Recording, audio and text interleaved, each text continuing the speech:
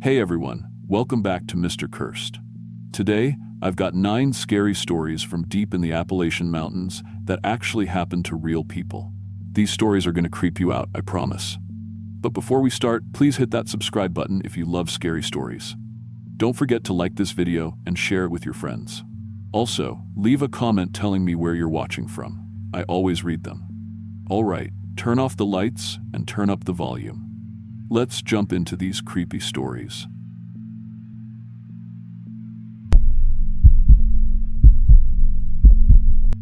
I'm 31 years old, and I work as a cashier at the Food Mart in Harmony Falls, Tennessee. It's not much of a life, honestly, but after my divorce 2 years ago, I needed somewhere quiet to start over. Nashville had too many memories, you know? So when I saw this job posting for a tiny mountain town with a population of 89 people, it seemed perfect. Everyone's friendly here, almost too friendly, if I'm being honest. They all shop at my store since it's the only one for 30 miles, and after 2 years, I thought I finally belonged somewhere. That changed when Mayor Hutchins approached me about joining the Harvest Festival Committee. He cornered me at the end of my shift on a Tuesday, this big smile on his weathered face, telling me it was a real honor for newcomers to be invited. Said it would help me feel more integrated into the community. The way he said integrated stuck with me, like I was some kind of ingredient that needed mixing in properly. The first committee meeting was held at the town hall, this cramped little building that smelled like old wood and mildew. 20 people showed up, including every business owner in town. They were planning the annual harvest feast for the entire community, and everyone seemed unusually excited about it. I got assigned to meat procurement, basically organizing the main dishes from local sources. That's when things started feeling off. When I mentioned calling grocery suppliers from the next county over, everyone got quiet. Real quiet. Then, they all started talking at once about local hunting and how they preferred to source everything from right here in Harmony Falls. The thing is, I'd been working that store for 2 years, and I'd never seen hunting licenses being sold. Never saw anyone come in buying ammunition or hunting gear either. The butcher shop was even stranger. Old Pete Morrison ran it, and somehow he had fresh meat every single day. But I never saw delivery trucks, never saw invoices or supply orders when I'd chat with him. When I asked where he got his stock, he'd just wink and say something about local suppliers with quality product. The committee met every single day after that first meeting, which seemed excessive for planning a simple harvest dinner. But these people were serious about their seating charts. They kept talking about arranging guests based on nutritional value and optimal preparation methods. I thought maybe it was some kind of health-conscious thing, you know? Like making sure diabetics got seated near the sugar-free desserts. Then they assigned me to invite the honored guests. They gave me a specific list of people to approach. Tourists passing through, visiting family members, anyone who wasn't from Harmony Falls originally. The mayor explained that welcoming outsiders was a town tradition, showing them real mountain hospitality. I started looking into the town's history at the little library we had, just out of curiosity about these harvest traditions. That's when I found the old newspaper clippings about stranger suppers, dating back to the 1,890 seconds. Every year, 1 or 2 visiting guests would be reported missing after the festival. The articles always said they'd probably just moved on without telling anyone, but it seemed like an awful coincidence. The local cemetery was another thing that bothered me. I walked through it one evening, and every single headstone belonged to longtime residents, families that had been here for generations. Not one grave for any visitors or newcomers who might have decided to stay permanently. When I went back to Pete's butcher shop to ask more questions, I noticed tools in his meat room that seemed designed for processing much larger game than what hunting season would allow. Heavy-duty bone saws, industrial meat grinders, hooks rated for serious weight. The kind of equipment you'd need for cattle, not deer. That's when it hit me. The local hunting they kept talking about wasn't for animals. The committee started training me on conversation techniques for the honored guests.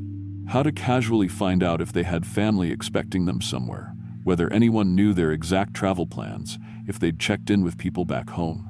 They wanted guests who were isolated, people no one would miss immediately.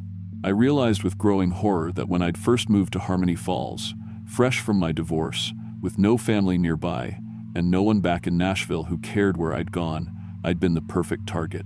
The only reason I was sitting in committee meetings instead of being the main course was because I'd gotten that job at the grocery store. I'd become useful to them in a different way. The week before the festival, they selected this year's honored guests. An elderly couple from Ohio who were touring local attractions, and a young hitchhiker who'd been sleeping in the park. Both groups had no one expecting them anywhere specific. The committee assigned me to keep them comfortable and unsuspecting until festival day. I watched the other committee members sharpen knives in their basements, saw them preparing cooking equipment for what they called special meat.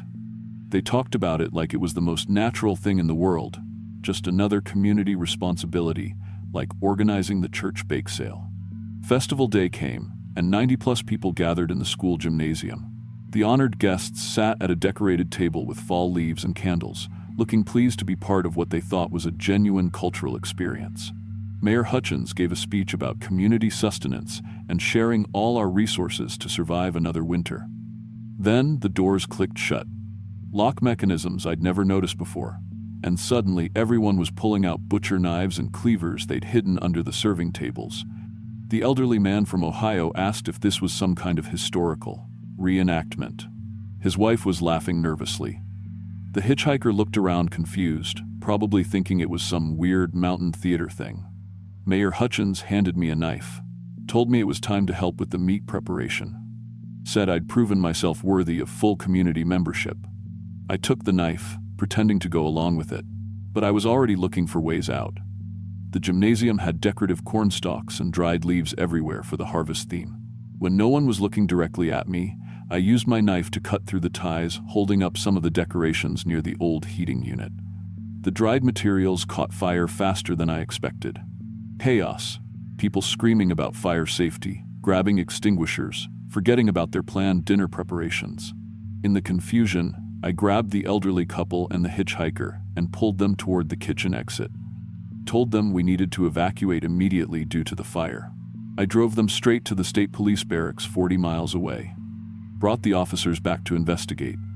But when we got there, the gymnasium just had normal harvest food laid out. Turkey, ham, regular stuff. Everyone acted confused about why I'd brought police, said I must have had some kind of mental episode from stress. The guests confirmed that I'd rescued them from a fire, but the officers couldn't find any evidence of danger. No knives, no weapons, no signs of anything unusual. Just a small scorch mark from where the decorations had caught fire. I got fired from the grocery store the next week. Everyone in town started treating me like I was mentally unstable, calling me a disturbed outsider who couldn't handle small-town life. I moved back to Nashville within the month, but every year since then, I get a Harvest Festival invitation in the mail. Always the same elegant handwriting, always postmarked from Harmony Falls. The return address just says the Welcome Committee. I looked up the town recently. According to state records, Harmony Falls has the lowest crime rate in Tennessee and the highest community satisfaction ratings in the region. The population is still listed as 89 people. I never went back. I still have nightmares about that gymnasium, about the sound of those locks clicking shut. Sometimes I wonder what happened to other newcomers who weren't as lucky as I was. And sometimes, late at night, I wonder if they're still sending out those festival invitations, still looking for their next honored guests. To this day, I can't eat at community dinners or church potlucks. Can't handle the sight of people gathering around tables with knives and serving spoons, all smiling and talking about sharing resources and taking care of each other. Because I know what community sustenance really means in some places, and I know that sometimes the most dangerous thing you can be is a stranger who trusts the Welcome Committee.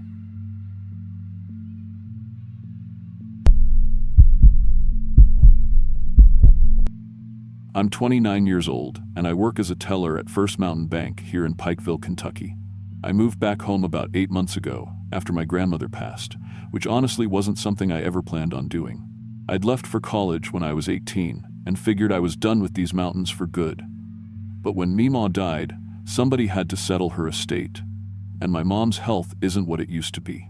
Plus, my son Tyler has some medical issues that require expensive treatments, and the inheritance money was something we really needed.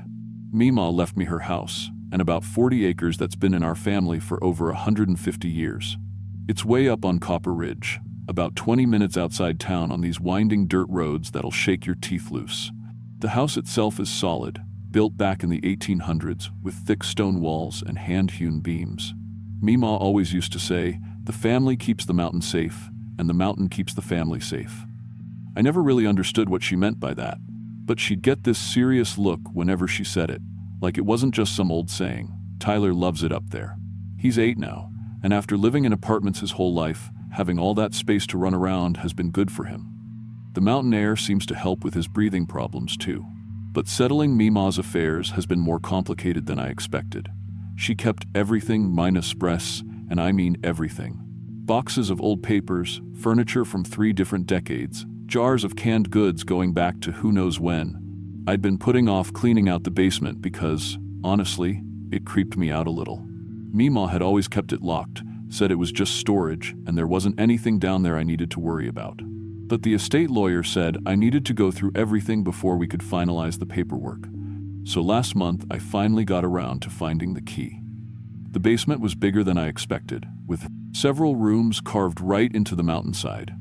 Most of it was what you'd expect, old furniture, Christmas decorations, that kind of thing. But there was one room at the very back that had a heavy wooden door with 3 different locks on it. It took me forever to find the right keys, and when I finally got it open, I honestly didn't know what to make of what I found. The room was lined with shelves from floor to ceiling, and every shelf was packed with glass jars, hundreds of them, maybe thousands. Each one was carefully labeled with dates, locations, and descriptions written in Mima's neat handwriting. Some of the dates went back over 100 years, which didn't make sense since Mima would have only been born in 1935. The jars contained all kinds of things. Animal parts, mostly claws, teeth, fur samples, bones. But there were plant specimens too, and some things I couldn't identify at all. Chunks of what looked like flesh, preserved in some kind of clear liquid. The labels were specific. Claw, mark, oak tree near cave entrance, September 1987. Hair sample, found on cabin door, June 2003. Bone fragment, discovered after feeding, October 1995. I kept looking through them, trying to make sense of it all, when I found a leather journal sitting on a small table in the corner. The handwriting inside wasn't just Mima's faith. There were entries from different people going back generations, all Hawkins family members, all describing the same thing. According to the journal, our family had a responsibility. We were supposed to feed and take care of something that lived in the caves deeper up the mountain. The entries called it the guardian, or sometimes just the creature. Every month during the new moon, someone from our family was supposed to leave an offering at a specific cave entrance about a mile from the house. I read through page after page of detailed instructions. The thing preferred fresh meat, deer, bear, whatever we could provide. In exchange, it would protect our land and keep itself hidden from outsiders. But if we failed in our duty, if we stopped feeding it, it would start hunting on its own. And according to the journal, when that happened, it didn't just stick to animals. The most recent entries were in Mima's handwriting, dated just a few weeks before she died. She'd been leaving offerings every month for over 60 years. But she was getting too old to make the trek up to the cave, and she was worried about what would happen when she couldn't do it anymore. The last entry just said, "Lisa will have to understand. The family has to continue. The mountain depends on it." I slammed the journal shut and got out of that room as fast as I could. The whole thing was crazy. Mima had obviously developed some kind of dementia in her final years, maybe started believing in old mountain folklore. There was no creature in the caves. The preserved specimens were probably just her collecting random animal remains she found in the woods. But over the next few days, I started noticing things. Deep scratch marks on the trees around our property, too high up and too wide to be from any normal animal. Tyler mentioned hearing weird howling sounds at night that didn't sound like coyotes or dogs. And Mrs. Patterson, who lives about a mile down the ridge, called to ask if I'd seen her cattle lately. She was missing 3 head, and there was no sign they'd broken through the fence. Then I saw the news story. Channel 8 was reporting on unusual predator activity in the area. 2 hikers had been found dead near the state park, their bodies torn apart in ways that didn't match any known animal attack patterns. The wildlife officers they interviewed looked genuinely confused. They kept saying the wounds were unlike anything they'd seen before. That's when I started doing the math. Meemaw had died 3 weeks ago. According to the journal, the last offering would have been about a month before that. If there really was something in those caves, it hadn't been fed in almost 2 months. I tried to tell myself I was being ridiculous, but the howling got louder each night, and the scratch marks kept appearing closer to the house. Tyler started having nightmares about something watching him through his bedroom window, and more animals went missing from neighboring farms. I finally worked up the courage to hike up to the cave entrance described in the journal. It wasn't hard to find. There was a clear trail, worn smooth by decades of use.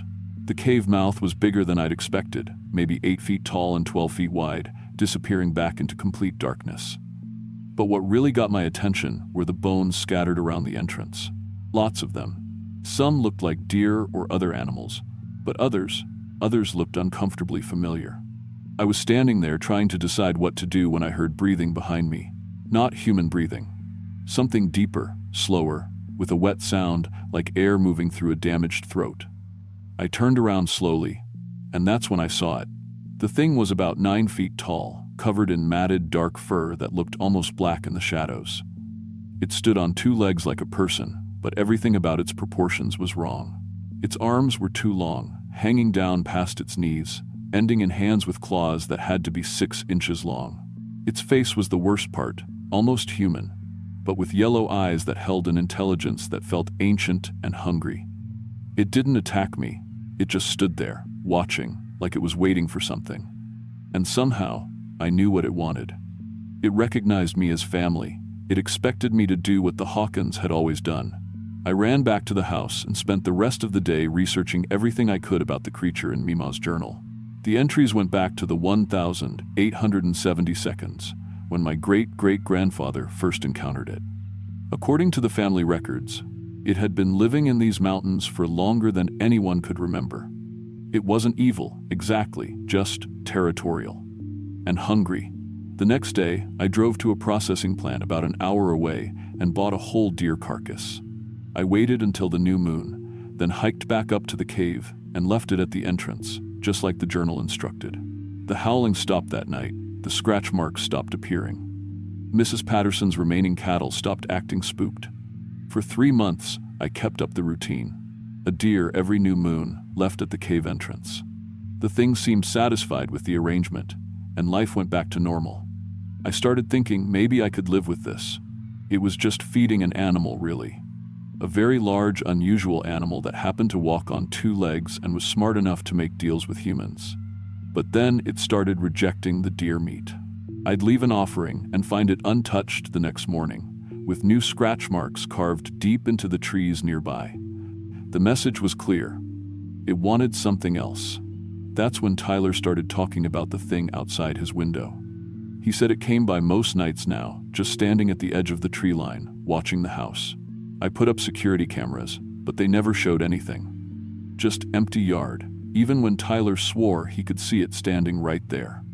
I went back to the journal and read the older entries more carefully. The ones from the early 1900s mentioned that sometimes, when the creature grew larger and stronger, animal offerings weren't enough. The family had to provide other things. The journal never said exactly what, but there were references to visitors who wouldn't be missed and protecting the family's secret.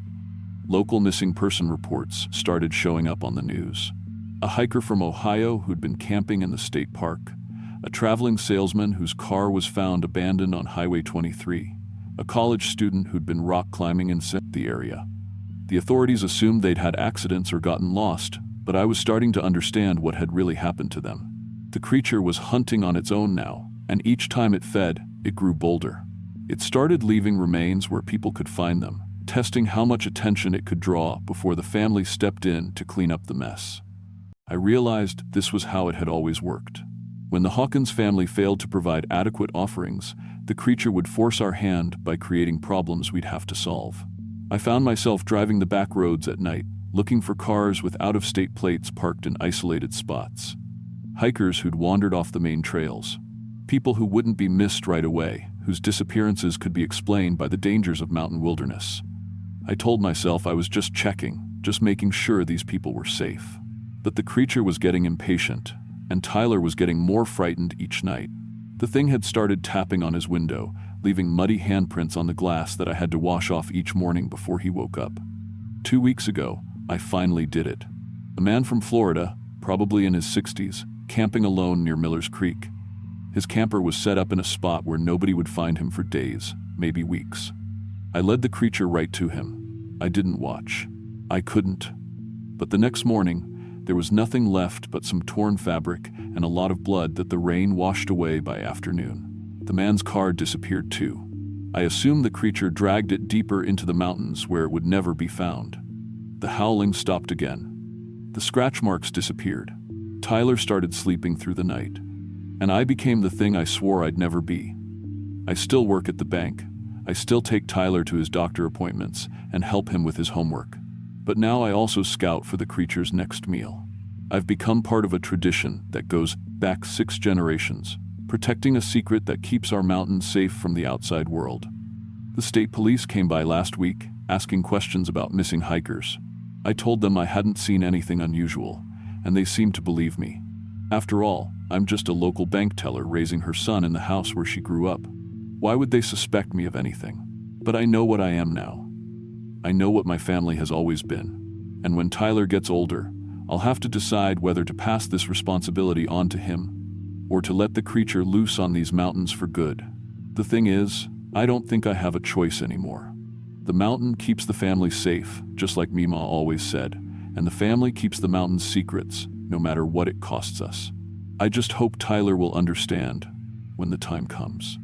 The way I finally had to understand.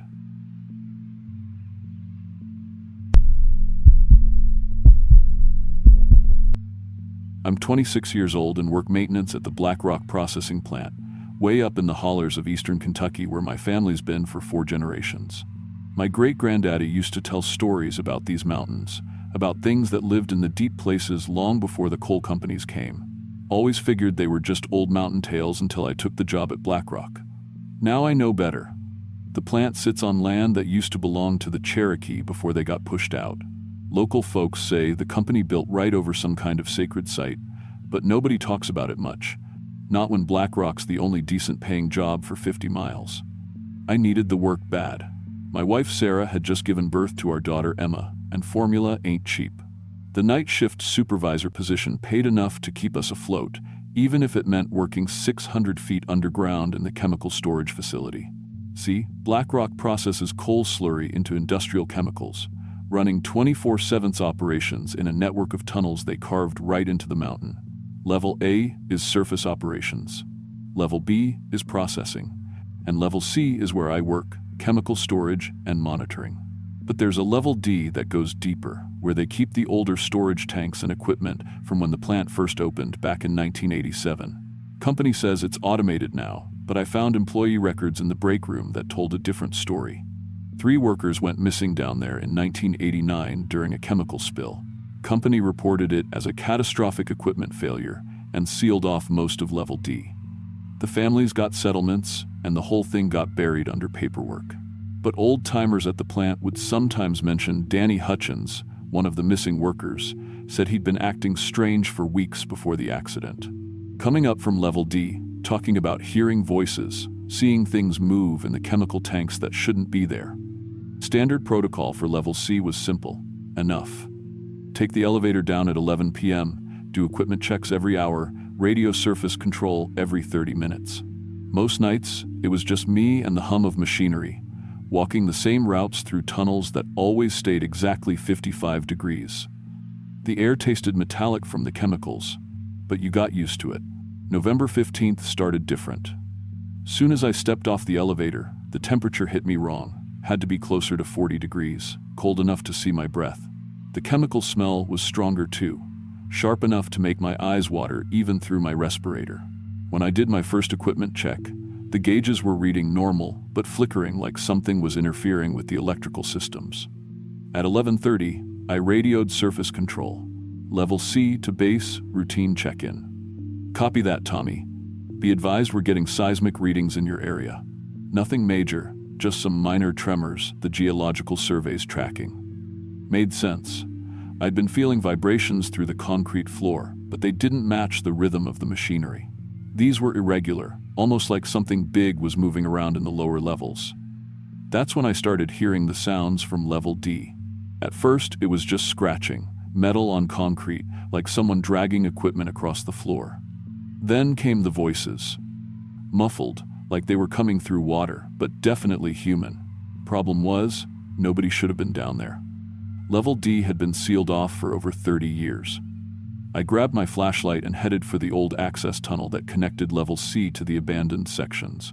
The company had welded most of the doorways shut, but there was one maintenance passage they'd left open for emergency access. As I got closer, the voices got clearer. "Tommy, Tommy, come down here, we need help." It was Danny Hutchins' voice.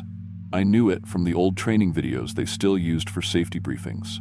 But Danny Hutchins had been missing for 34 years. At midnight, I tried my radio check. Nothing but static. Emergency phone was dead too. That's when the lights started failing. Not all at once, but section by section, like something was moving through the facility, cutting power as it went. The backup generators kicked in, but the emergency lighting only covered the main corridors. Everything else was pitch black. I should have stayed put and waited for morning shift. Should have barricaded myself in the control room and hoped someone would come looking. Instead, I thought about Emma sleeping safe in her crib at home, about how Sarah would manage if something happened to me, and I decided to investigate. The maintenance passage to Level D was a narrow tunnel carved straight through the mountain rock. My flashlight beam barely cut through the darkness, and the air got thicker the deeper I went. Chemical smell was overwhelming now, not the familiar industrial odors from Level C, but something organic and wrong, like meat left to rot in formaldehyde. Level D opened up into a vast chamber filled with old storage tanks, some of them bigger than houses. Most were rusted through, leaking dark fluid onto the concrete floor. But in the center of the room, 3 of the tanks were intact, and they were glowing with a faint green phosphorescence that had nothing to do with electricity. That's where I saw them. 3 figures moving between the tanks, but they weren't human anymore. The chemicals had changed them, stretched them into something that barely kept the shape of what they used to be. Their skin was translucent, showing dark veins underneath that pulsed with the same green light as the tanks.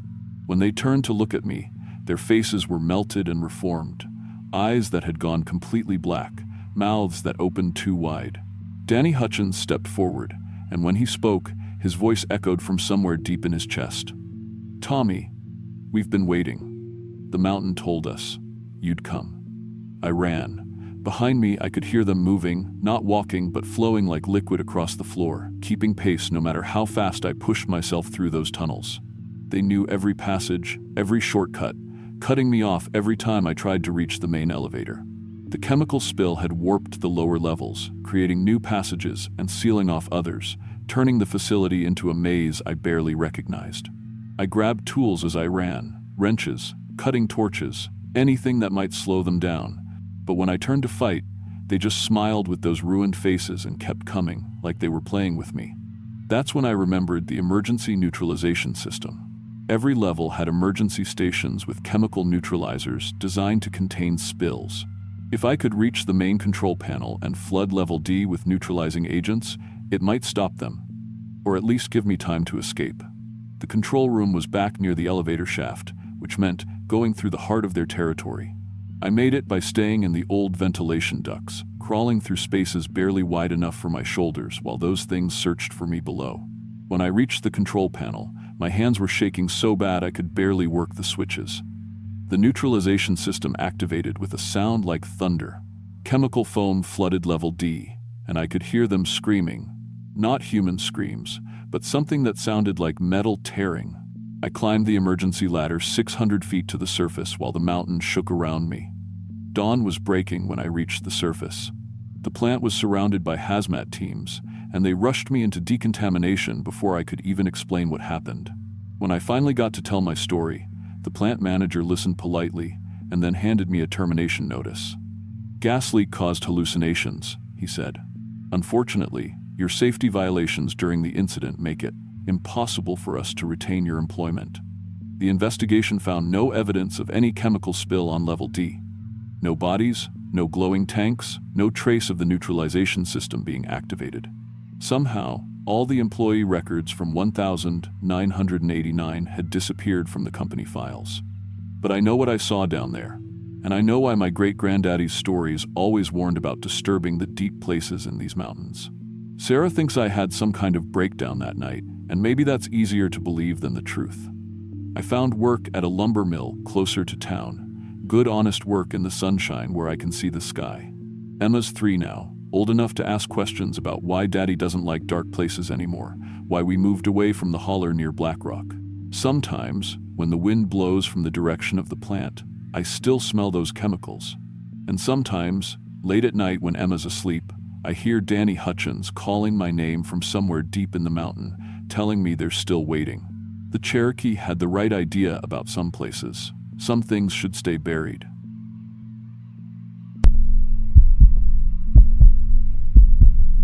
I was 38 when I stopped sleeping through the night, and that was 3 years ago now. I'm a park ranger at Mount Mitchell State Park in North Carolina. It's or I was, anyway. Been protecting these mountains for 12 years. Thought I knew every trail, every hollow, every stand of old timber. Had a PhD in forestry but chose fieldwork over some office job in Raleigh. The Park Service gave me a cabin right on the grounds, and for the longest time, I figured I had the best job in the world. I should have known something was wrong when the first hiker came back screaming. It was late September, just after the tourist season died down. This guy, maybe 60 years old, comes stumbling out of the Timber Ridge Trail around sunset.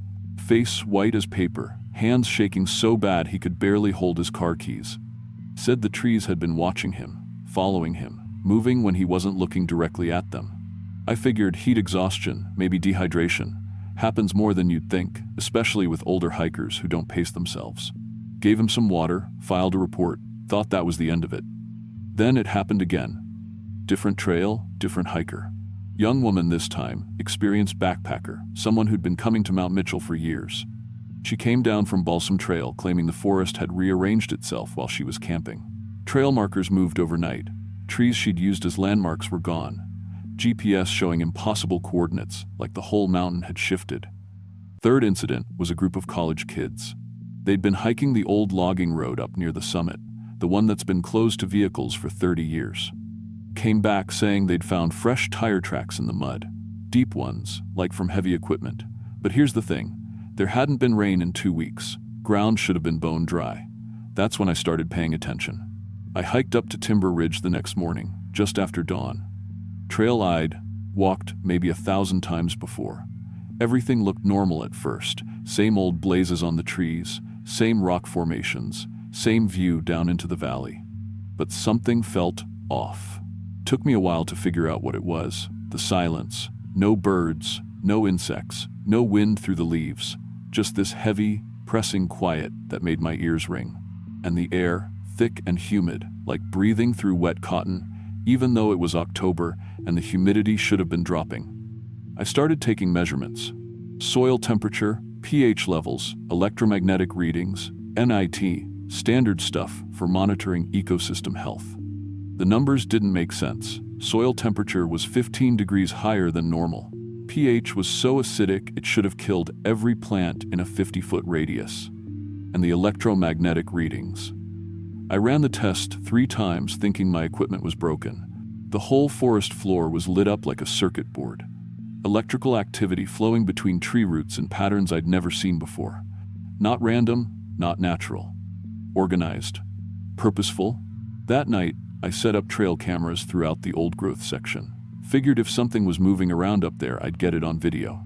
What I saw on those cameras made me understand why that first hiker had been screaming. The trees were moving, not swaying, moving.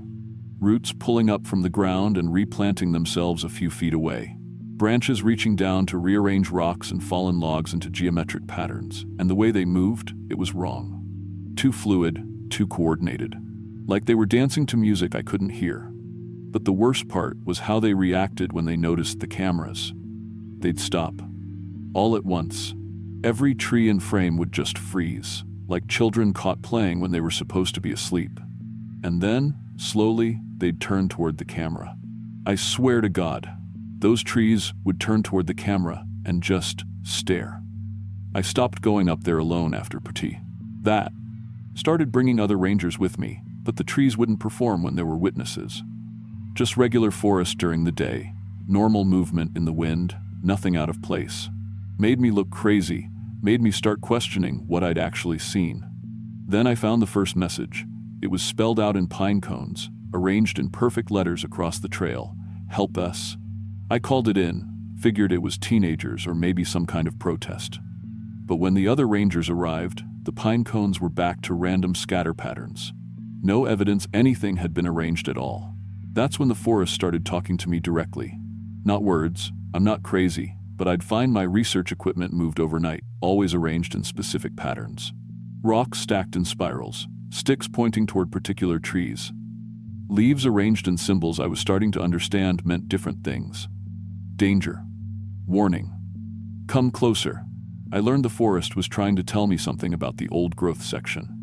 Every message pointed there, deeper into the mountains where the biggest trees grew. Trees that had been standing for centuries, their root systems intertwined so completely they functioned as a single organism. I finally worked up the courage to go back there alone, following the forest's directions. What I found changed everything. The trees weren't just communicating with each other, they were harvesting. I found them in a clearing I'd never seen before, even though I'd supposedly mapped every acre of this mountain. 7 massive oaks arranged in a perfect circle, their branches intertwined overhead like fingers lacing together. And in the center, bodies, hikers who'd gone missing over the years. But they weren't dead, not exactly. They were integrated. Root systems growing through their bodies, bark covering their skin, leaves sprouting from their hair. Their eyes were still human, still aware, but they couldn't speak, couldn't move. Just watched me with this desperate, pleading expression. The trees had been collecting people, taking them one by one, anyone who wandered too far from the marked trails, absorbing them into the network, using human consciousness to expand their own intelligence. Each person they took made the forest smarter, more coordinated, better at hunting. I tried to run, but the forest floor suddenly erupted around me. Roots burst from the ground like living cables, wrapping around my ankles, my wrists, pulling me toward the center of the circle. I could feel them worming under my skin, spreading through my bloodstream, reaching for my brain. That's when I understood what the messages had really meant. Not help us feed. I managed to break free, tearing through skin and muscle to pull away from the roots. Stumbled back down the mountain, bleeding and half-conscious, while the trees whispered behind me in voices that sounded almost like the people they'd absorbed. I tried to report it, tried to get a search team up there. But when we went back, the clearing was gone. Just normal forest, old-growth oaks scattered randomly through the underbrush. No bodies, no root systems, no evidence of anything wrong. They moved the whole thing. Hid it somewhere else, deeper in the mountains where I'd never find it again. I quit the Park Service the next day. Couldn't stay in that cabin, couldn't patrol those trails knowing what was waiting in the deep woods. Moved down to Charlotte, got a job with the city forestry department. Urban trees don't network the same way. Urban trees don't hunt. But sometimes, when I'm working late in the office and it's real quiet, I can hear them whispering. The voices of everyone the forest took, carried on the wind from 300 miles away, calling my name, asking me to come back home. The thing that really scares me is how much I want to listen, how much I miss the mountains, even knowing what's up there. Because for just a moment, when those roots were growing through me, I felt what it was like to be part of something bigger, something ancient and patient and utterly alien. I still have nightmares about that clearing, about the people trapped in the trees, watching me with their human eyes while bark grew over their mouths. But the worst dreams are the ones where I go back willingly, where I walk into that circle of oaks and let the roots take me, just to stop feeling so alone. I don't hike anymore. Don't camp, don't even keep houseplants. Because sometimes, late at night, I swear I can feel them growing, reaching for me through the soil, following underground networks from the mountains to the city, getting closer every day. Mount Mitchell is still open to the public. People still hike those trails, still camp in those woods, and every few months, someone doesn't come back. The Park Service calls it natural hazards, WW, falls exposure, getting lost in the wilderness. But I know better. I know the forest is still feeding, still growing, still waiting for me to come home. And God help me, someday I probably will.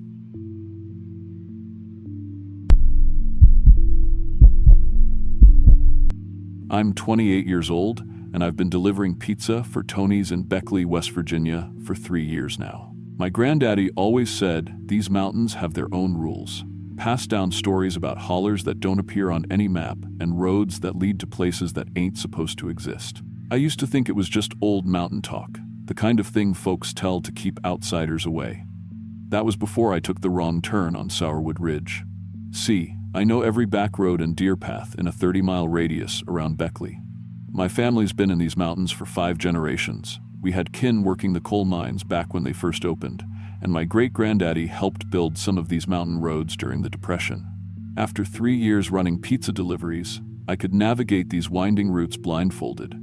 That confidence nearly cost me everything. It was a Friday night in late October, fog rolling thick through the hollers like it does when the seasons change.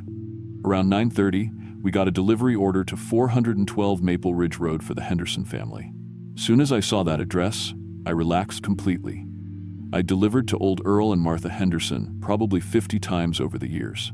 They lived about 15 minutes out past Sourwood Ridge, in one of those old homesteads that's been in families since before the Civil War. Earl always met me at the door with exact change and a $2 tip every single time.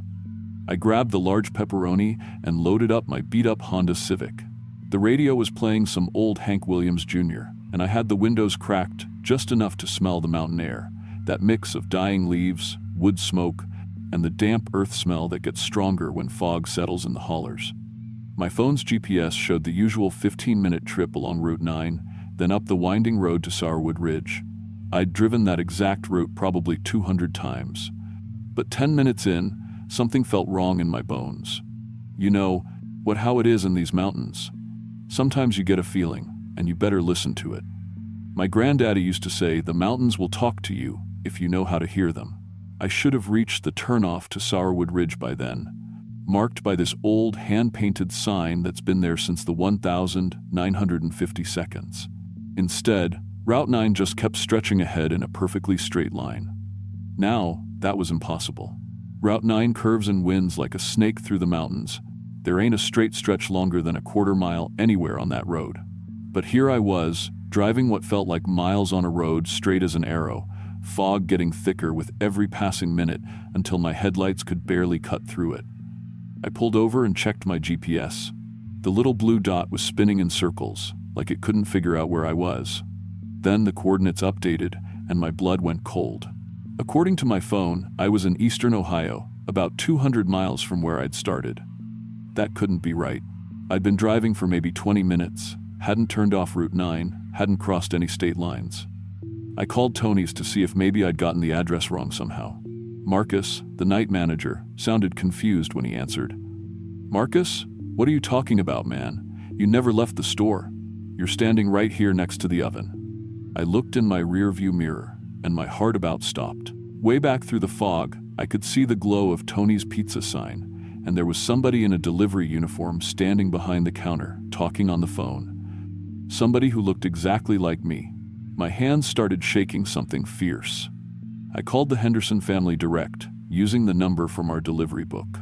Martha Henderson answered on the second ring, but when I told her I had their pizza, she sounded genuinely puzzled. "Pizza? Honey, we didn't order any pizza tonight. Earl's been asleep since 8 o'clock, and I've been watching my stories on TV. You sure you got the right folks?" I checked the order slip again. Their name, address, phone number, everything matched perfect. But they swore they hadn't placed any order.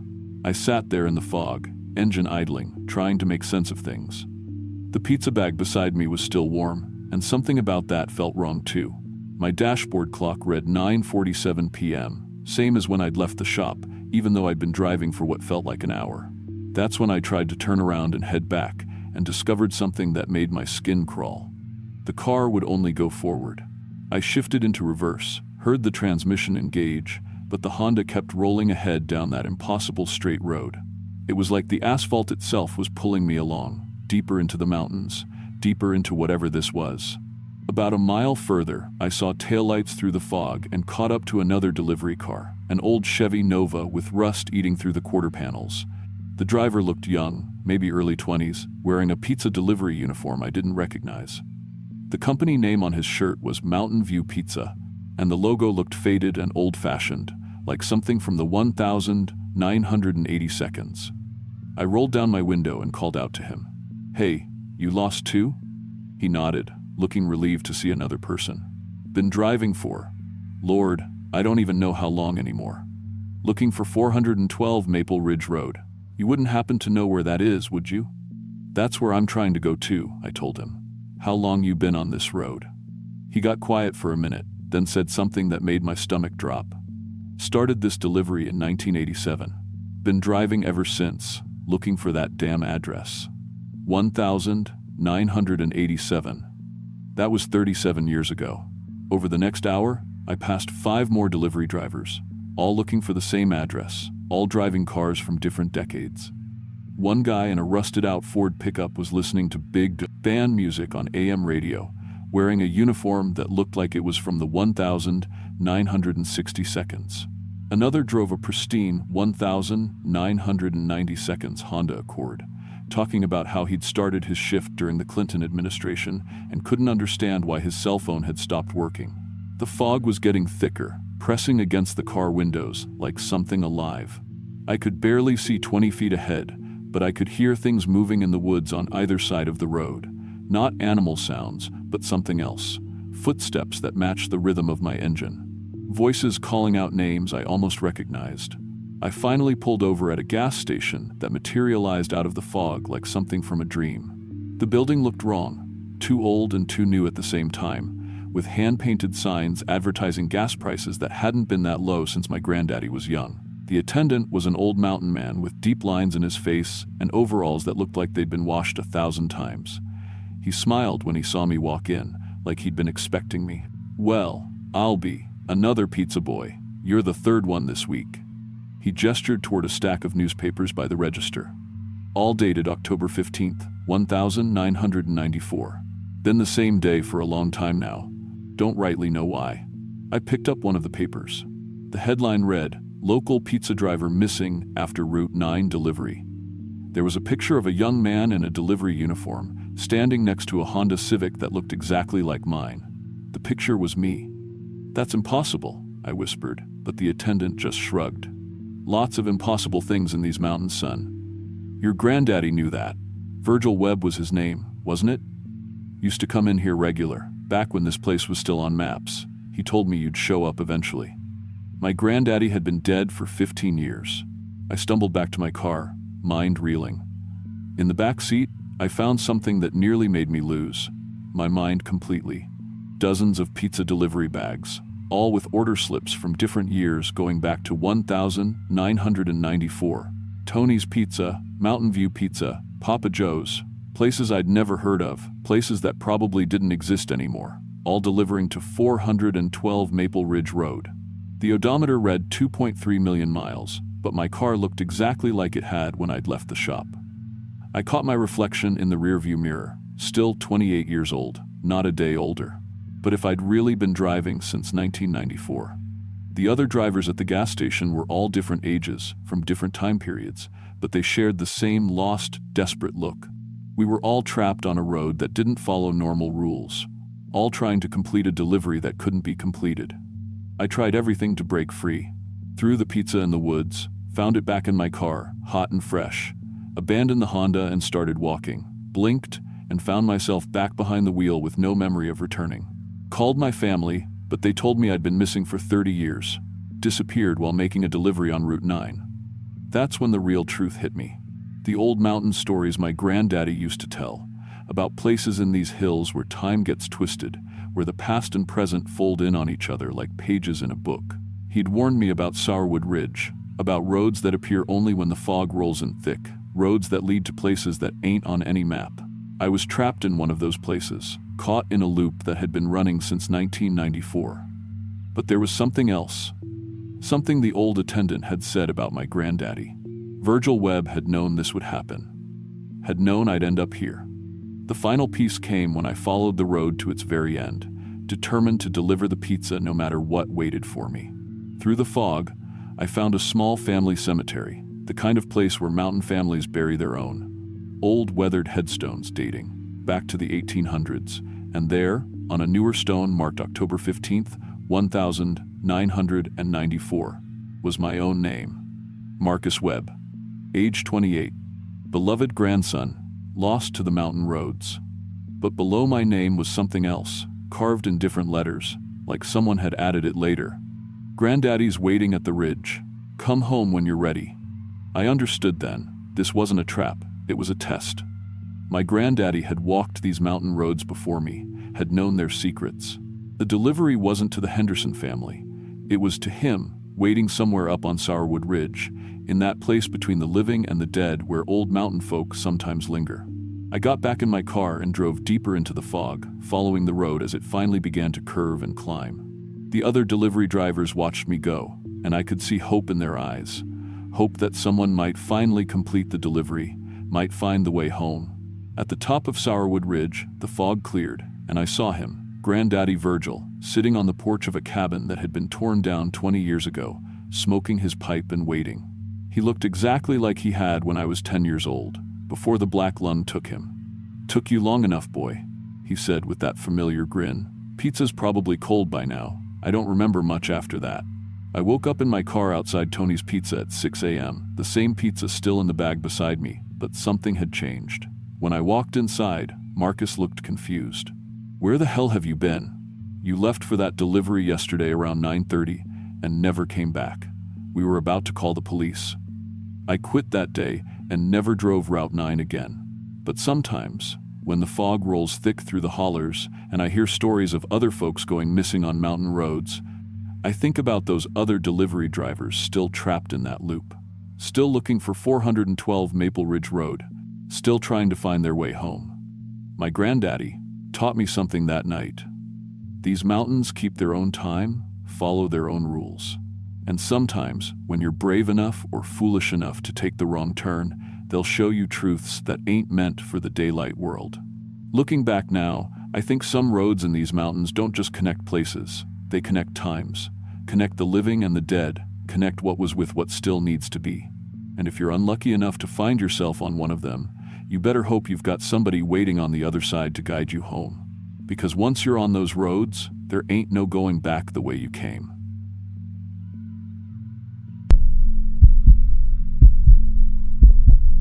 I was 34 when I started driving Route 12 through the Kentucky mountains, and honestly, I thought it was going to be the easiest job I'd ever had. Just me, a big yellow bus, and 7 miles of winding back roads picking up kids from families who'd lived in those hollers for generations. The pay was decent, the hours were regular, and after 8 years of it, I knew every curve, every pothole, every place where the road got narrow enough that you had to hold your breath when a logging truck came the other way. Mountain kids are different from town kids. They're quieter, more respectful, raised to understand that education matters and hard work pays off. In all those years, I never had a single problem on my bus. Not until Tommy Crenshaw started riding in October. Tommy lived at the very end of Deadwood Hollow, about 2 miles past the last house that looked like anyone actually lived in it. 12 years old, pale as paper, always wearing the same oversized brown coat and wool hat pulled down low over his eyes. The first day he got on my bus, he walked straight to the front seat behind me and sat down without saying a word to anyone. He never spoke to the other kids, never looked around, just stared straight ahead through the windshield like he was watching something the rest of us couldn't see. What struck me as odd right away was his timing. Every single morning, Tommy would be standing at that same spot on the side of the road at exactly 7:23 a.m. Not 7:22, not 7:24, always 7:23. I'd been driving that route long enough to know that mountain families don't run on that kind of schedule. Kids might be early or late depending on whether their daddy needed help with the cattle or their mama was running behind with breakfast. But not Tommy. He was there, same spot, same time, every day. The other kids started whispering about him almost immediately. I'd catch bits of conversation in my rearview mirror. The hollow boy, they'd call him. But whenever I asked what they meant by that, they'd just shake their heads and look uncomfortable. Mountain kids don't usually keep secrets from adults, so that alone should have been a red flag. It was during the 3rd week that I started noticing the really strange things. Tommy never blinked. I'm not talking about blinking less than normal. I mean, he literally never blinked during the entire 40-minute ride to school. I started timing it, watching him in my rearview mirror, and I never once saw those pale eyelids close. He didn't react to bumps in the road, sudden stops, or sharp turns either. The other kids would lean into the curves or grab their seats when I had to brake hard, but Tommy sat there like he was made of stone. His reflection in my mirror looked wrong too. At first I thought maybe it was just the angle or the way the morning light hit the glass, but his face looked stretched somehow, like someone had grabbed a photograph and pulled it apart. When I'd glance back at him directly, he looked normal. Pale and thin, but normal. But in that mirror, something was definitely off. The school secretary mentioned that Tommy never ate lunch, never used the bathroom, and according to his teachers, he was unusually quiet. They said he'd sit in class and stare straight ahead, just like he did on the bus, but he somehow always knew the answers when called on. His handwriting was perfect. Too perfect, like he was copying letters instead of writing them naturally. Then there were the rainy days. Kentucky gets its share of autumn storms, the kind that soak you through in seconds. But every time Tommy got on my bus during a downpour, his clothes were completely dry. Not damp, not even a little wet, bone dry, like he'd been sitting inside all morning instead of standing at a bus stop in the rain. I started getting a sick feeling in my stomach every morning when I approached his stop. Not nervous, exactly, but like my body was warning me about something my brain hadn't figured out yet. My hands would get shaky on the steering wheel, and I'd find myself holding my breath until he got off at school. Finally, I decided to drive out to his address on a Saturday afternoon to see where he actually lived. I'd been curious about that house for weeks. None of the other drivers had ever been down Deadwood Hollow that far, and I'd never seen any adults at Tommy's stop. The road got rougher the deeper I went, eventually turning into nothing more than 2 tire tracks through the trees. When I reached the spot where Tommy got on the bus every morning, there was nothing there. I don't mean the house was run down or abandoned. I mean there was no house at all. Just an old foundation made of stacked stones, probably 50 years old at least. No mailbox, no driveway, no sign that anyone had lived there in decades. The trees had grown up through where the floors would have been, and everything was covered in a thick layer of dead leaves. Monday morning, I asked the school secretary to pull Tommy's enrollment records. I wanted to see his home address, emergency contacts, anything that might explain what I'd found. She looked at me like I was losing my mind. "Tommy Crenshaw?" she said. "Honey, we don't have any student by that name," I described him. "Pale kid, brown coat, wool hat, rides my bus from Deadwood Hollow." She shook her head. "Danny, you've been driving that route for 8 years. I think you'd know if we had a student living way out there." But that afternoon, Tommy got on my bus just like always. Same seat, same blank stare, same perfect timing. I watched the other kids when he sat down, and that's when I realized something that made my blood run cold. They weren't whispering about him being weird anymore. They were acting like he wasn't there at all. I started asking them directly. "Hey, Sarah, who's that boy sitting up front?" She'd look right at Tommy, then back at me with confusion. "What boy, mister? Morrison?" Like she was looking through him. The next morning, I parked about a quarter mile before Tommy's usual stop and walked back with a pair of binoculars I kept in the truck for hunting season. I wanted to see where he came from, how he got to that spot every morning. I hid behind a big oak tree and waited. At 7:20, nothing. At 7:21, still nothing. Then, at 7:22, I saw movement near where that old foundation was. Something was climbing up out of the ground. It looked like Tommy at first, same size, same coat and hat, but the way it moved was all wrong. Its arms bent backward at the elbows, and its legs seemed too long for its body. It moved like a spider, all joints and angles, pulling itself up from what must have been a hole or tunnel entrance I hadn't noticed on Saturday. When it reached the road, it straightened up and suddenly looked normal again. Tommy, standing at his usual spot, checking an old pocket watch. Then it looked directly at me through those binoculars. From a quarter mile away, it shouldn't have been able to see me behind that tree, but its head turned in my direction like it knew exactly where I was hiding. That's when Tommy's head rotated 180 degrees without his body moving at all, still looking right at me, but his face was backward on his neck. I ran back to my truck so fast I nearly fell down the mountain. My hands were shaking so bad I could barely get the key in the ignition, but I managed to drive to Tommy's stop just like every other morning. He was standing there normally when I pulled up, head facing the right direction, looking like any other kid waiting for the school bus. The next morning, I decided to confront him directly. When he got on the bus, I turned around in my seat and asked, "Tommy, where do you really live? I went to your address, and there's nothing there." He looked at me with those pale eyes, and I watched his face start to change. The skin began sliding downward like melting wax, revealing something gray and smooth underneath.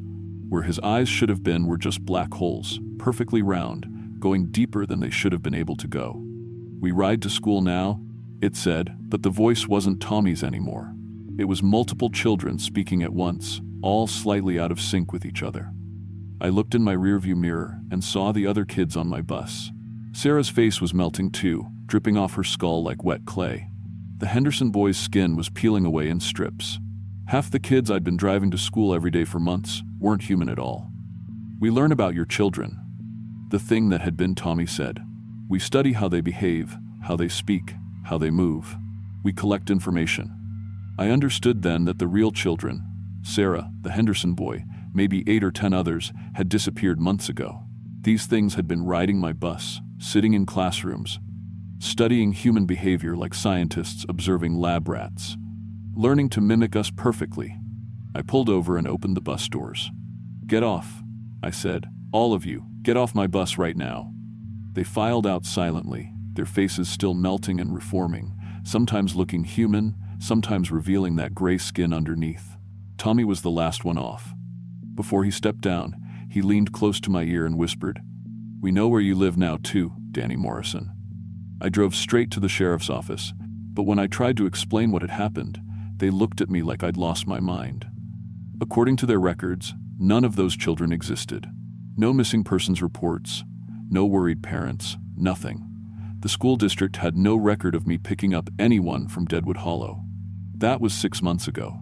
I quit driving bus that same day and moved to Lexington, got a job at a factory where I don't have to think about mountain roads or hollow-eyed children. But sometimes, when I'm walking to my car after the late shift, I'll hear multiple voices calling my name from the shadows between streetlights.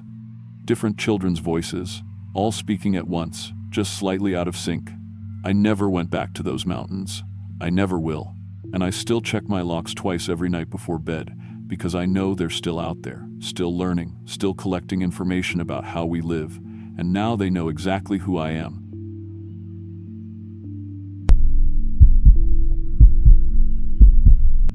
I'm 41 years old and work as a mail carrier for the Postal Service in eastern Tennessee. Been doing the same route for about 15 years now, delivering to 127 addresses spread across 65 square miles of mountain country. I know every family out there personally. The Hutchins clan up on Ridge Road, the Millers down by Whistle Creek, old Mrs. Patterson who always has fresh biscuits waiting. It's honest work, and I like being the connection between these isolated mountain folks and the outside world. At least, I used to feel that way. About 6 months ago, I started noticing something strange. Several families on my route just stopped getting mail. Not because they moved and filed forwarding addresses, they just disappeared. One day I'd be delivering their bills and letters. The next day I'd pull up to an empty house with the front door hanging open. My supervisor, Janet, assigned me to investigate these abandoned addresses so we could officially close the routes.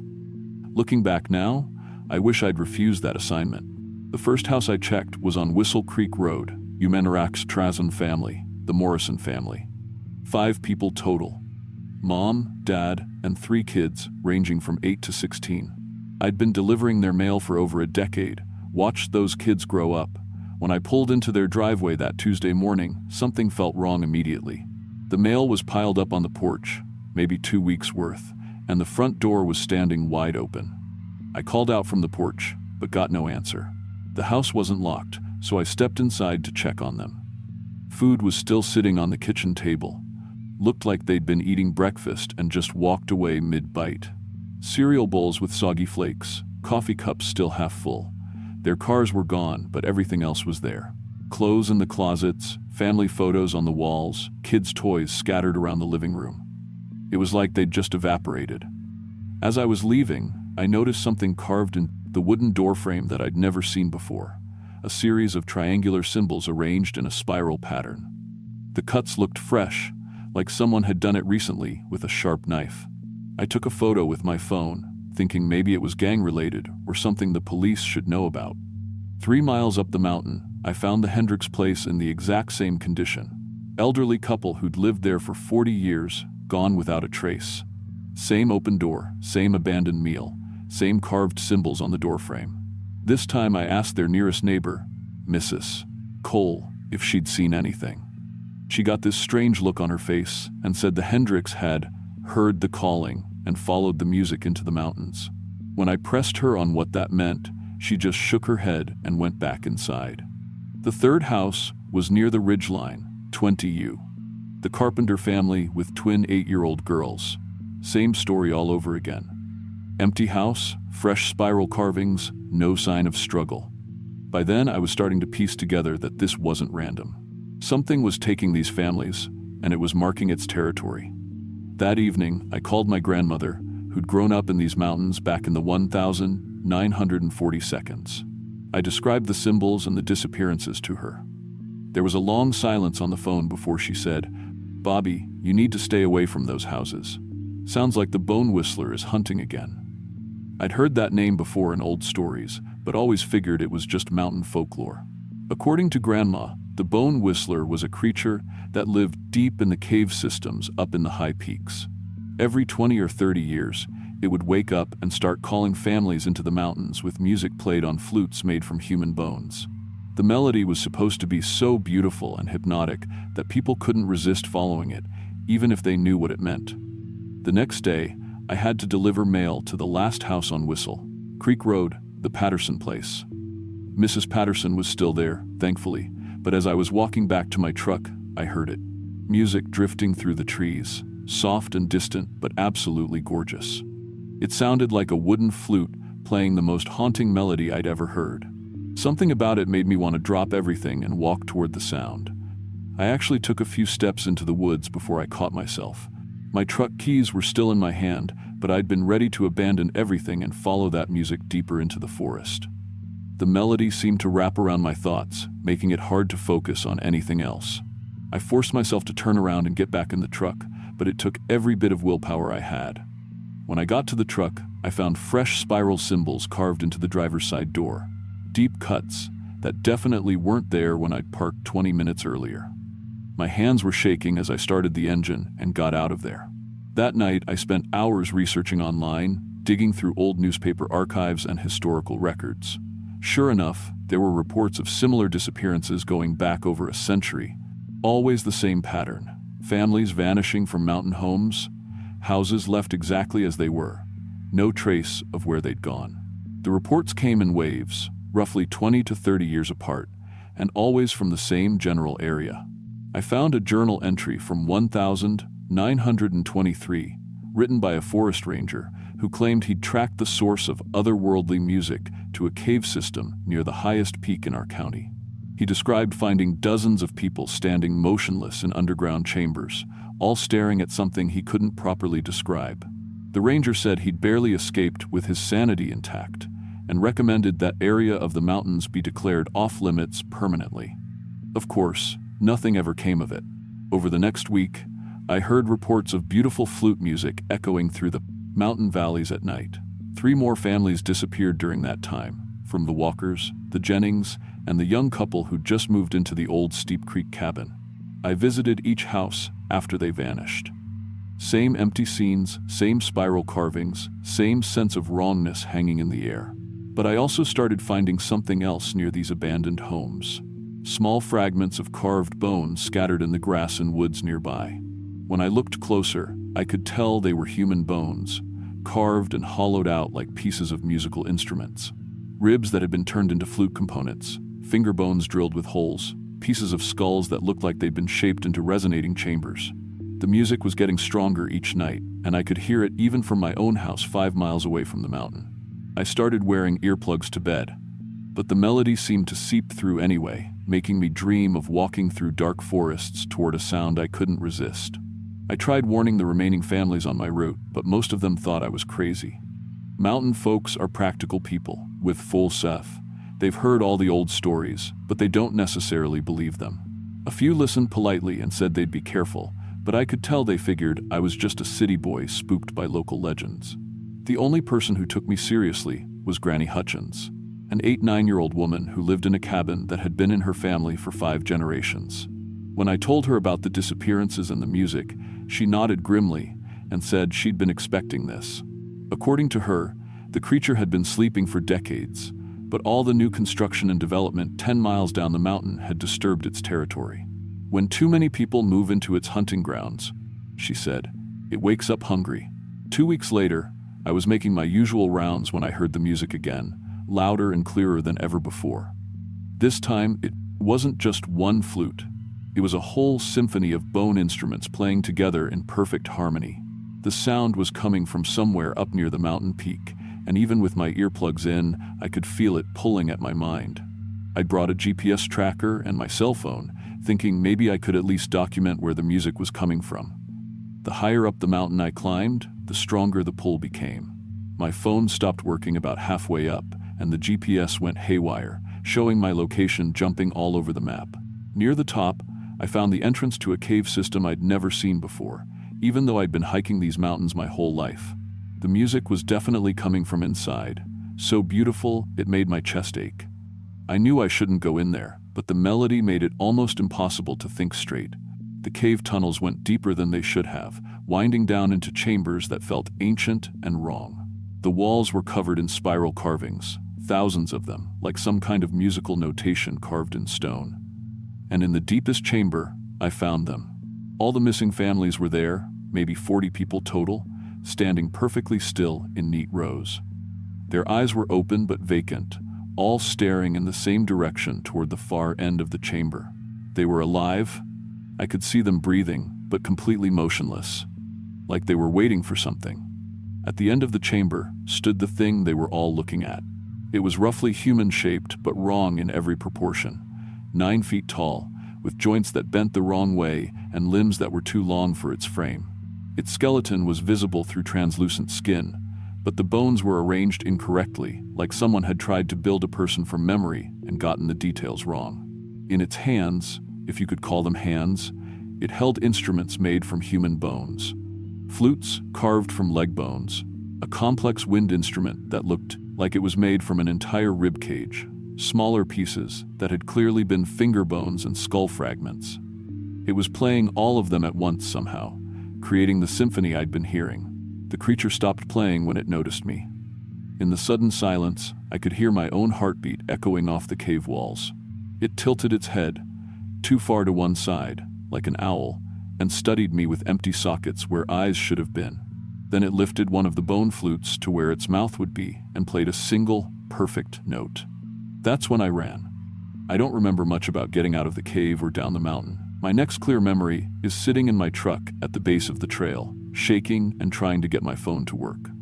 When the signal finally came back, it was 3 hours later than it should have been. I drove straight to the sheriff's office and tried to report what I'd found, but of course they didn't believe me. Missing persons reports had been filed for some of the families, but with no evidence of foul play and no bodies, there wasn't much they could do. When I mentioned the cave, the deputy just looked at me like I was having some kind of breakdown. That was 6 months ago. The disappearances stopped after that night, and I haven't heard the music since. The families I found in the cave are still listed as missing persons, and I assume they're still down there, standing in those rows, waiting. I requested a transfer to a different route, but I still live in the area. Sometimes, late at night when the wind is just right, I think I can hear faint music drifting down from the mountains. I don't go hiking anymore, and I definitely don't deliver mail to any addresses above 3,000 feet elevation. My supervisor thinks it's PTSD from finding all those abandoned houses, and I let her believe that. It's easier than trying to explain the truth. To this day, I still sleep with earplugs in, and I've got a standing rule that if I hear flute music coming from the woods, I'm packing up and leaving Tennessee for good. The carved symbols show up in my dreams sometimes, those spirals and triangles arranged in patterns that almost make sense but not quite. I've started seeing similar markings scratched into trees and rocks around town, always fresh cuts that weren't there the day before. I think it's marking territory again, getting ready for the next hunt. And honestly, I don't plan to be anywhere near these mountains when that music starts playing again.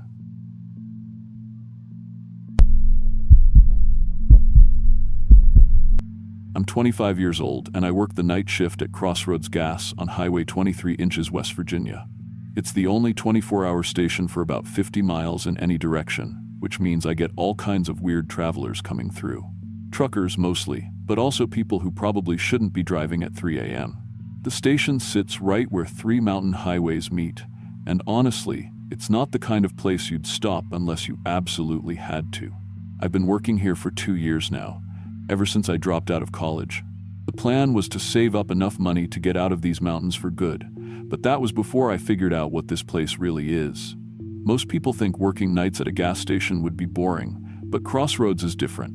We get regulars, which is weird when you think about it. Who has regular business at a gas station in the middle of nowhere at 2 a.m.?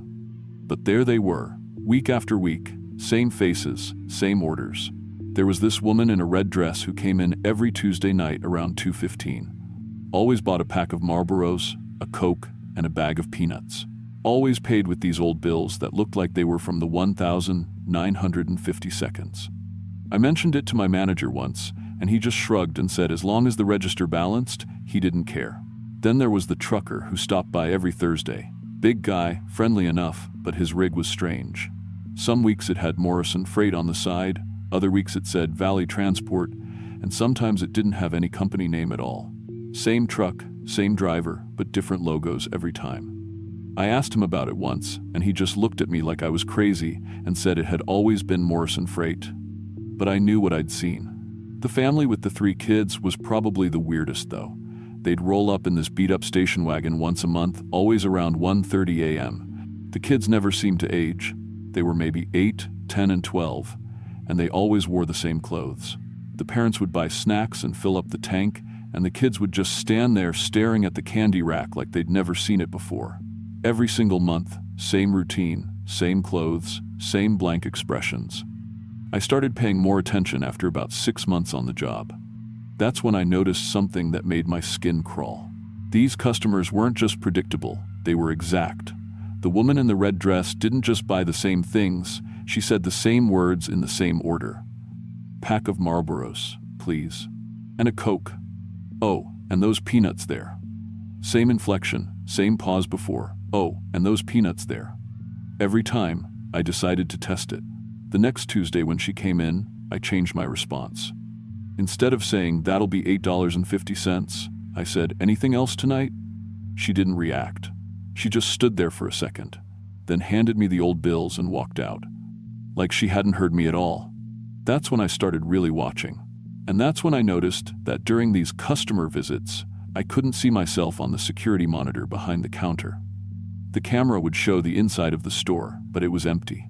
Just me, standing there, apparently talking to no one. I went through 6 months of security footage during my lunch breaks. What I found made me sick to my stomach. There I was, night after night, having conversations with empty air. Ringing up purchases on the register, taking money from invisible hands, bagging items for customers who weren't there. But here's the thing. The credit card transactions were real. The receipts printed out real names, real card numbers. So I looked them up. Every single one of those customers had been dead for years. Morrison, the trucker whose card I'd been running every Thursday, died in 1,987 inches a truck fire. Sarah Chen, the woman in the red dress, car accident in 1989. The Williamson family with the 3 kids, house fire in 1993. All of them had died in the war, middle of the night, and all of them had been customers at the original truck stop that used to sit on this exact spot. I found the old newspaper articles at the library. 23 people died when the Crossroads truck stop burned down on March 15th, 1987. The fire started at 2:47 a.m., and most of the victims were trapped inside. Truckers, travelers, the night shift employees, all gone in a few hours. The current gas station was built on the same foundation 3 years later. But that still didn't explain what I was seeing, or why the security cameras couldn't pick up these phantom customers. I needed to understand what was happening to me, because by then I was starting to question my own sanity. The answer was in the basement. We used the basement for storage. boxes of motor oil, bags of road salt, that kind of thing. But I'd never really explored it. When I finally went down there with a flashlight, I found the old foundation from the original truck stop. The concrete was blackened and cracked, and growing out of it were these crystalline formations I'd never seen before. They looked almost like quartz, but they pulsed with this faint blue light that got brighter whenever one of my phantom customers appeared upstairs. I made the mistake of touching one of the crystals. Suddenly, I was Joe Martinez, 34 years old, filling up my Peterbilt at 2:30 a.m. on March 15, 1987. I could smell the diesel fuel, feel the cold mountain air, hear the radio playing in the cab.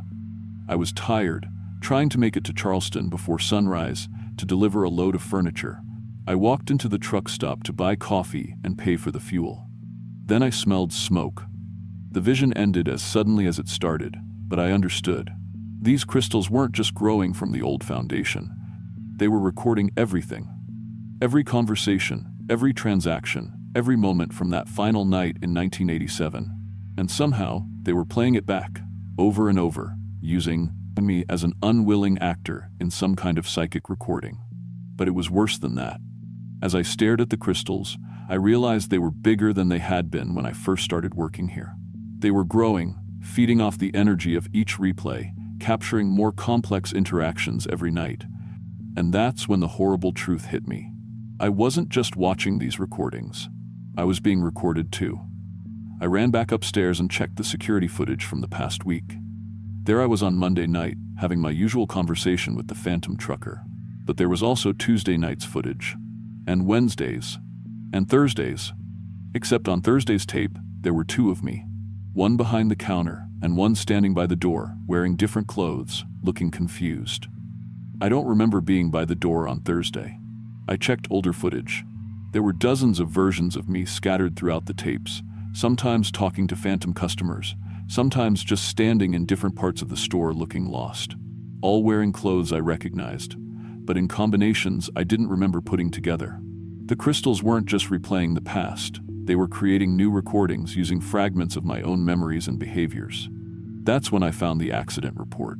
Kyle Martinez, 25 years old, single car collision on Highway 23, 6 months ago. Vehicle left the roadway during heavy fog and struck a tree. Driver was pronounced dead at the scene. The accident happened at 2:47 a.m., exactly the same time the original truck stop fire had started. The same time I started working at Crossroads Gas. I tried to leave, I really did. I walked out to my car, got in, and drove toward town. But somehow, no matter which direction I went, I always ended up back at the gas station, standing behind the counter like I'd never left. The crystals had me now, just like they had all the others. The morning shift guy found me the next day, standing behind the counter, mumbling to myself. He said I looked like I hadn't slept in weeks, and that I kept checking the security monitor and talking about customers who weren't there. He sent me home, told me to take a few days off. But I can't go home. I don't think I have a home anymore. I'm still here, still working the night shift, still serving phantom customers who died decades ago. Sometimes I catch glimpses of other versions of myself in the store. The confused one by the door, another one stocking shelves, one more counting the register. We're all part of the recording now, all playing our parts in this endless loop of the last night at Crossroads. The crystals keep growing. And every night, I understand less about which Kyle I really am, or if I ever was real to begin with. Sometimes I think I'm the one from the car accident. Sometimes I think I'm just another phantom customer who happened to get a job behind the counter. I don't know how to break the loop. I don't even know if I want to anymore. This place feels more real than anything I remember from before. And maybe that's because it is real, in its own way. Maybe this is where I belong now, serving coffee to dead truckers and ringing up cigarettes for ghosts. If you're ever driving through West Virginia late at night and you see the Crossroads gas station, just keep driving. Don't stop for fuel, don't come in for snacks. Because there's a chance the guy behind the counter won't really be there, and there's an even better chance that once you do stop, you'll become part of the recording too. I'm still 25 years old, and I still work here. I probably always will.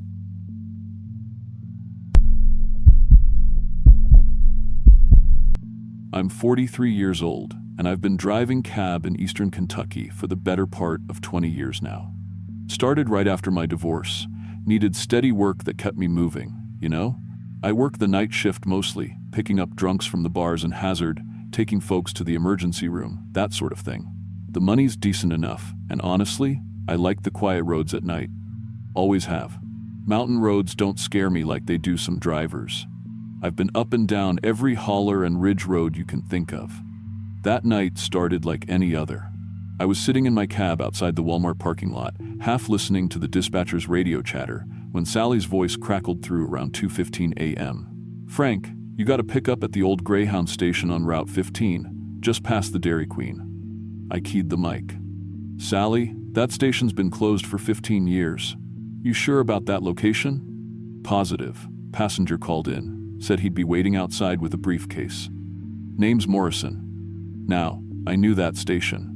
Hell, I remember when it shut down back in 2009 or so. Building's been empty ever since, windows boarded up, parking lot cracked to pieces. But Sally seemed sure, and a fair's a fair. I figured maybe some traveler got confused, was waiting at the wrong spot. The drive out there took about 20 minutes through winding mountain roads. No other cars on the road, which wasn't unusual for that time of night. When I pulled into the station parking lot, my headlights swept across the old building, still looked abandoned as ever. But sure enough, there was a man standing right by the front entrance. Well-dressed guy in a dark suit, holding a leather briefcase, maybe 50 years old, clean-shaven, perfectly groomed. He looked like he'd just stepped out of some corporate office, which was strange enough at 2:30 inches the morning in the middle of nowhere, Kentucky. When I pulled up, he walked over to the cab like this was the most normal thing in the world. "You Morrison?" I asked as he slid into the back seat. "That's right, thank you for coming." His voice was smooth, polite, professional, the kind of voice you'd hear from a bank manager or insurance salesman. He set his briefcase on the seat beside him and gave me an address. "I need to get to Millfield, please." I turned around to look at him. "Millfield? I've been driving these roads for 20 years, sir. There's no town called Millfield around here." He smiled, a perfect, patient smile. "It's just past Devil's Canyon on Route 15, about 40 miles north." Now, I knew Devil's Canyon. It's this deep gorge cut through the mountains, nothing but wilderness on both sides. No towns, no houses, barely even any logging roads. But the man seemed so certain, and he was already pulling out his wallet. "Here's $60 for the trip," he said, handing me 3 $20 bills. The money felt strange in my hands, crisp, like it had just come from the bank, but cold. Unnaturally cold, like it had been sitting in a freezer. I looked at the bills. They seemed normal enough, just cold. I figured maybe he'd been standing outside in the night air for a while. "All right, Mr. Morrison, Millfield it is." I pulled out of the parking lot and headed north on Route 15, following his directions. At first, everything seemed normal. The road I knew well enough, 2 lanes of cracked asphalt winding through the mountains. But after about 10 miles, Morrison started giving me turn instructions for roads I'd never seen before. "Turn left at the next intersection," he'd say. And sure enough, there'd be a paved road heading off into the woods, roads that shouldn't have existed. I kept checking my GPS, but the thing was acting up. The screen showed we were driving straight through solid mountain, no roads at all, just green wilderness. But I could feel the asphalt under my tires, see the yellow center line in my headlights. "Your GPS working?" Morrison asked from the back seat. "Acting funny tonight," I said. "These mountain roads confuse the satellites sometimes." That sounded reasonable enough, so I kept driving. Morrison stayed quiet most of the trip, occasionally checking this old-fashioned pocket watch, the kind with a chain that you keep in your vest pocket. Every now and then, I'd catch a glimpse of it in the rearview mirror when he'd flip it open. The watch face seemed to glow in the dim light. We passed road signs for towns I'd never heard of. Becketville, 15 miles. Harmon Springs, 23 miles. Cedar Falls, 8 miles. In 20 years of driving these mountains, I'd never seen signs for any of those places.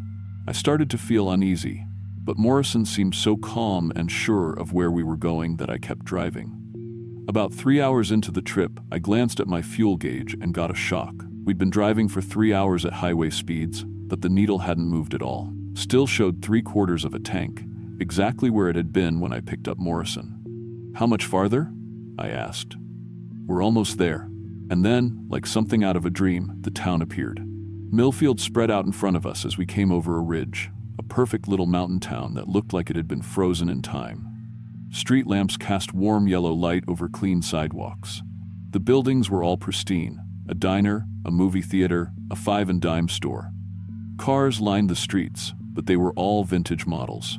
Buicks and Chevrolets from the 1952, polished and perfect.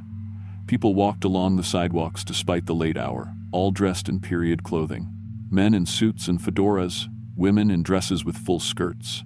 They moved slowly, purposefully, like actors in an old movie. "Right here is fine," Morrison said as we reached the town's main intersection.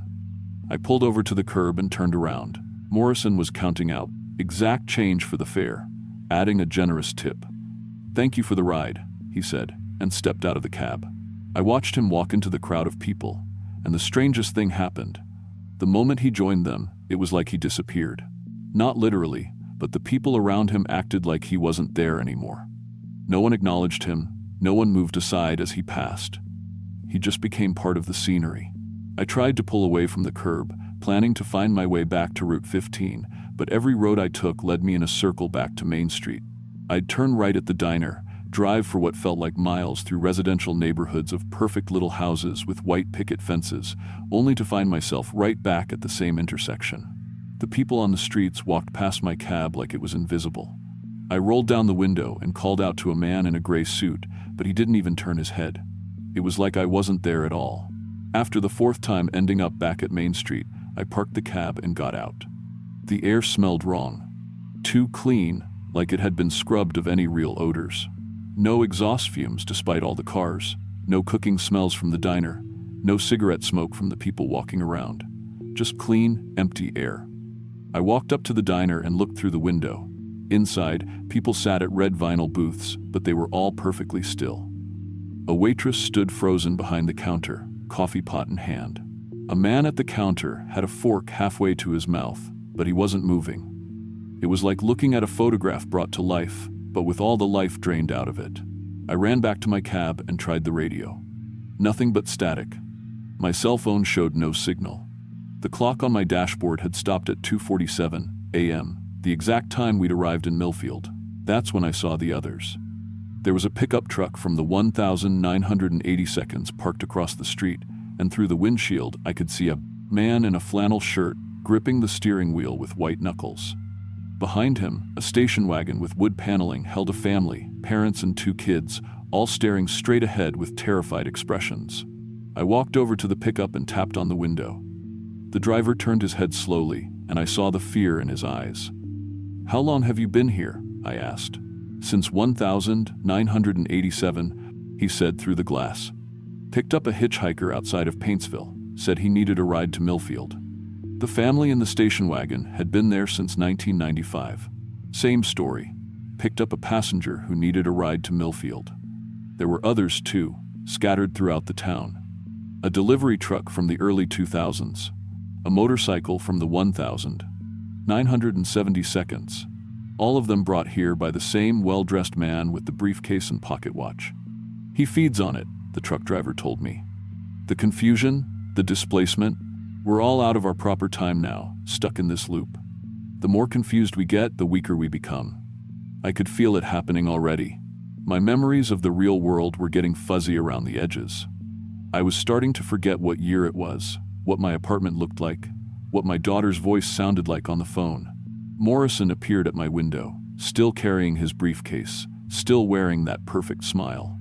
"Why don't you come inside the diner, Frank? Have some coffee. The pie's excellent here." "This isn't real," I said. "This whole town, it's not real." "Real enough," Morrison said. "And much more peaceful than that world you came from. No worries here, no bills to pay, no problems to solve. Just the same perfect day, over and over." I could feel the temptation of it. The town was peaceful, in its strange way. No stress, no uncertainty. But I thought about my daughter waiting for my call next Sunday, about Sally dispatching calls to drivers who would never answer. I got back in my cab and drove to where I remembered the edge of town being. Sure enough, the road just curved back around toward Main Street. But this time, I kept driving straight. The cab bounced and lurched as I drove off the pavement into what should have been wilderness. But I kept going, focusing on the sound of my radio static, the feel of my steering wheel, the smell of coffee and cigarettes that clung to my cab's upholstery. Real things, modern things. The headlights swept across trees, then empty road, then trees again. And finally, blessedly, I saw the familiar yellow line of Route 15 stretching ahead of me. I drove straight back to the abandoned Greyhound station and parked in the exact same spot where I'd picked up Morrison. When I checked the dashboard clock, it was 2:47 a.m. No time had passed at all in the real world. My radio crackled. "Frank, you there? Your passenger find you okay?" I keyed the mic with shaking hands. "Sally, did you get a call from someone named Morrison tonight?"